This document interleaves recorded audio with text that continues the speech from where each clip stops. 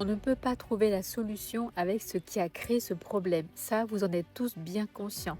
Arrêtez, arrêtez de penser que l'aide doit systématiquement venir de ce qui a créé le problème. Je m'explique. Alors oui, c'est un petit peu tonique aujourd'hui parce que ça fait très longtemps que je veux parler de ça.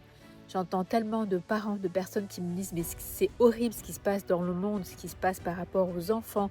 Et le nombre d'enfants qui sont concernés en France métropolitaine, c'est aberrant qu'on puisse faire ça à des enfants, les vendre, les louer, etc. Je ne vais pas polémiquer là-dessus.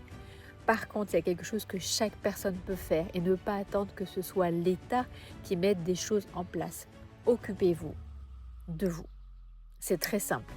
Voilà, vous voyez, je suis sortie en forêt parce que j'ai besoin d'évacuer ça. C'est tellement intense, cette émotion, cette sensation d'être impuissante.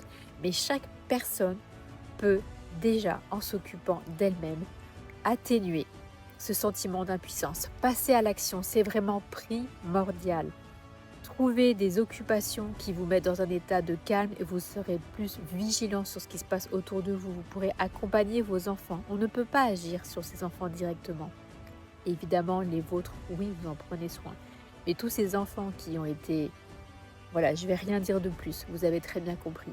Donc gardez votre énergie pour vous occuper de votre mieux-être, plutôt que d'attendre que l'extérieur, que des institutions qui participent à ça, cautionnent et ne vont rien faire pour ces enfants. Vous, armez-vous de courage, trouvez ce qui vous calme et ce qui vous aide à aller vers des enfants pour leur montrer qu'ils ont toutes les ressources en eux et être en capacité de se défendre, éventuellement euh, de propager l'information on peut tous s'entraider. Je discutais à l'instant avec un thérapeute et il me dit c'est effroyable ce qui se passe dans le monde.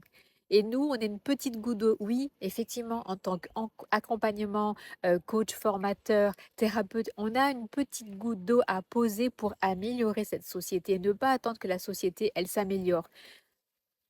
Et voilà, je me retiens de dire plein de choses parce que c'est pas le lieu, c'est pas le moment, c'est pas l'endroit. Juste faites ce que vous avez de mieux à faire, c'est vous centrer sur vous.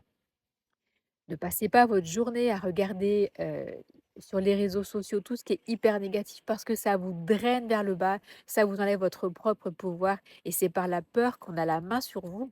Donc récupérez votre propre pouvoir, quelles sont vos compétences, vos capacités, comment vous pouvez aider les gens, ne serait-ce que de l'écoute active. C'est pas donné à tout le monde, mais ça se travaille. Comment est-ce que je peux t'écouter sans préparer la prochaine réponse, sans te donner mon avis que tu ne m'as pas demandé, sans t'obliger à faire des choses? Ça commence par ça, l'éducation, c'est ça aussi, montrer à son enfant qu'il est capable de faire certaines choses. Voilà, et pas le faire rentrer dans le moule que nous, on a décidé. S'adapter à la personne.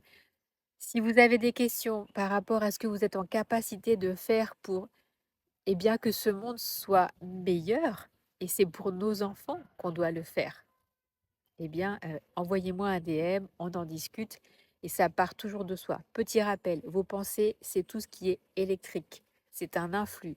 Vos émotions sont magnétiques. On dit bien, j'ai contaminé quelqu'un par ma joie ou bah, des fois c'est par sa mauvaise humeur qu'on contamine quelqu'un. Donc tout ce système électromagnétique, c'est vous. Donc vous pouvez agir sur vos pensées et vous pouvez agir sur vos émotions. Bien sûr que ça se travaille, ça se lit, ça se comprend. Voilà, je pense que c'est une de mes plus grandes vidéos. Vous voyez, je suis au taquet parce que j'aimerais que chacun fasse quelque chose pour son enfant, pour un enfant qu'il connaît. Ils ont vraiment beaucoup de choses à nous apprendre et nous, on les guide parce qu'on a fait un pas de plus qu'eux. Qu'est-ce qu'on peut leur enseigner? C'est pas en étant en colère, en étant révolté contre le monde entier qu'on va leur donner des clés. Au contraire, on entretient la rage et on leur montre que c'est naturel. C'est pas ça naturel. La joie est naturelle. Le calme, c'est quelque chose qu'on peut cultiver en soi. Donc, je vous invite déjà, vous, de votre côté, et vous vous sentirez moins impuissant déjà en regardant comment est-ce que vous pensez et comment est-ce que vous agissez avec vos émotions, grâce à vos émotions et pas à travers une émotion qui est subie. Je m'arrête là, je vous dis à très vite et puis mettons-nous en marche. Si on veut que ça bouge, ça viendra de chaque individu et c'est obligatoire. Des bisous, à bientôt. Évidemment, vous êtes unique et magnifique, ça n'a pas changé.